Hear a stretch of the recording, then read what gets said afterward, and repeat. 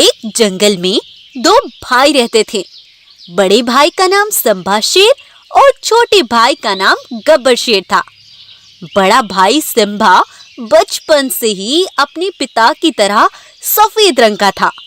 दोनों ही भाई बड़े ही ताकतवर, बलवान और होशियार थे। उनकी माँ उनके बचपन में ही बेहोश हो गई थी। उनको अब तक होश नहीं आई थी। उनकी सिर्फ धड़कनें चल रही थी।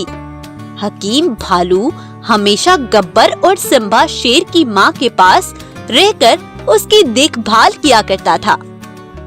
हकीम भालू, तुम्हें किसी भी चीज की जरूरत हो तो हमें बताना, लेकिन हमारी माँ को कुछ नहीं होना चाहिए। हकीम साहब, हमारी माँ कभी तो होश में आएगी ना? हाँ भाई, मुझे उम्मीद है कि तुम्हारी माँ एक ना एक दिन जरूर होश में आएगी। दोनों भाई उसी दिन का इंतजार कर रहे थे। वो दोनों हमेशा अपनी प्रजा का ख्याल रखते थे। सभी जानवर अपने राजा शेर, सिम्बा और गब्बर से बहुत खुश थे। महाराज, तुम दोनों बहुत अच्छे हो। तुम बिल्कुल अपने पिता की तरह हो। वो भी हमेशा हमारा अच्छे से ख्याल रखते थे। बहुत शुक्रिया गाय, मैं हमेशा अपने पिता की तरह तुम्हारी रक्षा करूँगा। उधर दूसरे जंगल में सिम्बा और गब्बर शेर के पिता का दोस्त बंटी बाघ रहा करता था। वो अपने जंगल पर राज किया करता था। बंटी बाघ का एक सेवक था। वो हमेशा बंटी बाघ के साथ रहता था। एक बार बंटी बाघ चीता से बोलता है। सुनो चीता, आज अपने जिगरी दोस्त के जंगल में चलते हैं। भाभी जी का भी हालचाल पूछ लेंगे और उनके बेटे गब्बर और सिम्बा शेर से मिल लेंगे। हाँ महाराज, तुम सही कहते हो, चलो चलते हैं। तब वो दोनों जाने के लिए निकल पड़ते हैं और कुछ ही देर में जंगल पहुंच जाते हैं। दोनों भाई अपने चचा को देखकर बहुत खुश होते हैं। आइए चचा जी, आइए, तुम्हें देखकर बहुत खुशी हुई। शुक्रिया बेटा, बहुत शुक्रिया। अब तुम्हारी माँ की कैसी हालत है? माँ को अभी तक होश नहीं आया, वो अभी भी बेहोश है। तब वो सभी गुफा में अंदर जाकर सिम्बा शेर की माँ को देखने लगते हैं। शेर, सिम्बा और गब्बर की माँ अभी भी बेहोश थी। उनको देखकर बाघ बोलता है। मुझे वो दिन आज भी याद है। उस दिन मैंने तुम्हें चीता के साथ जंगल में टहलने के लिए भेज दिया था और खुद पानी पीने चला गया था।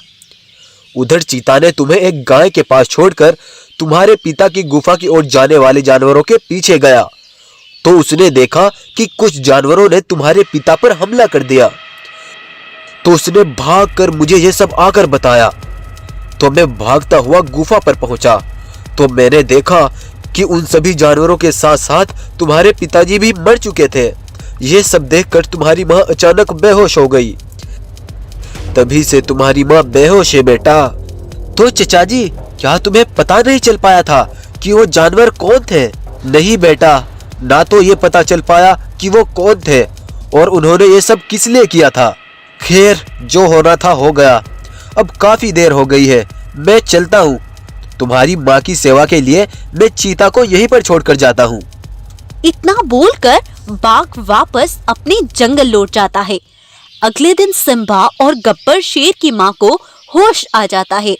ये देखकर भालू जल्दी से जाकर दोनों भाइयों को बताता है। सुनो महाराज, तुम्हारी माँ को होश आ गया है। ये सुनकर दोनों भाई खुश होकर जल्दी से गुफा में जाते हैं और चीता भी ये सुनकर बाघ को बताने चले जाता है। दोनों भाई अपनी माँ को खड़ा देख बहुत खुश होते हैं। सिम्बा, गब्बर, तुम इतने बड़े हो गए। बेटे, सबसे पहले ये बताओ कि बंटी बाघ कहाँ है? माँ, चचा तो अपने जंगल वापस लौट गए थे। और वो चीता कहाँ पर है? वो बाहर ही बैठे होंगे माँ। लेकिन आप ये सब क्यों पूछ रही हो? मैं आज तक बेहोश थी, लेकिन मैंने अब तक सब सुना है। बस मैं देख नहीं पाई और ना ही बोल सकी। पहले देखो कि वो चीता बाहर भी है या नहीं। तब वो बाहर आकर देखते हैं तो चीता वहां पर नहीं था। माँ, चीता तो अभी यहीं पर थे, लेकिन आप उनके बारे में क्यों पूछ रही हो? बेटा, आज तक तुम्हें सब झूठ बताया गया है। तुम्हारा चचा बंटी बाघ और वो चीता गद्दार है। उस दिन वो चीता कुछ जानवरों को लेकर हमारी गुफा पर आया। आज तुम्हारा आखिरी दिन है, तुम दोनों आज मारे जाओगे। ये तुम क्या बोल रहे हो चीता? ये सब जानवर कौन है? मैं अभी बंटी बाघ को बुला कर लाता हूँ, यह सब तुम उनसे ही पूछ लेना। तुम सब इनको मार डालो जल्दी से। तब चीता बाघ को बुलाने चला गया और वो सभी जानवर तुम्हारे पिता के साथ लड़ने लगे। लेकिन तुम्हारे पिता बहुत ताकतवर थे, उन्होंने सबको मार डाला। लेकिन तुम्हारे पिता भी पूरी तरह से घायल हो गए थे। तभी बाघ ने वहां पहुंचकर तुम्हारे पिता पर पीछे से हमला करके उन्हें मार डाला और फिर मुझसे बोला, मुझे मालूम था कि गब्बर शेर अपने ही दोनों बेटे को इस जंगल का भी और दूसरे जंगल का भी उन्हें ही राजा घोषित करेंगे और मुझे कुछ नहीं मिल पाएगा, इसीलिए मैंने ये सब किया। अब इस जंगल पर भी और उस दूसरे जंगल पर भी मैं ही राज करूंगा। तब बाघ ने मुझ पर भी हमला कर दिया, जिससे मैं भी बेहोश हो गई। तभी सभी जानवर भी वहीं पहुंच गए, जिससे बाघ मुझे उनके सामने मार नहीं पाया। सभी जानवर हमें देखकर बहुत डर गए थे। ये क्या हुआ महाराज? शेर को किसने मारा है? ये सब कैसे हुआ? यहाँ पर अभी ये सभी जानवर आए थे और इन्होंने महाराजा शेर को मार डाला। ये गोरिल्ला शेरनी को भी मारने वाला था, लेकिन पीछे से आकर मैंने इसे मार डाला। शेरनी शायद अभी जिंदा है। तब हकीम भालू ने मेरा इलाज किया और बाघ ने दूसरे जंगल पर जाकर राज करना शुरू कर दिया। उस बंटी बाघ ने हमसे गद्दारी की है। वो चीता बाघ को ये सब बताने गया होगा। वो बाघ इतना बड़ा गद्दार और धोखेबाज था और हमें कुछ मालूम नहीं था। आज उसका किस्सा खत्म हो जाएगा। तब दोनों भाई और उनकी माँ सभी जानवरों को सच्चाई बता देते हैं। ये सुनकर सभी जानवर भी बहुत गुस्से से आग बगुला हो जाते हैं और फिर वो सब जाकर उस बाघ से अपने महाराज का बदला लेते हैं और उसे कूट कूट कर मारते हैं।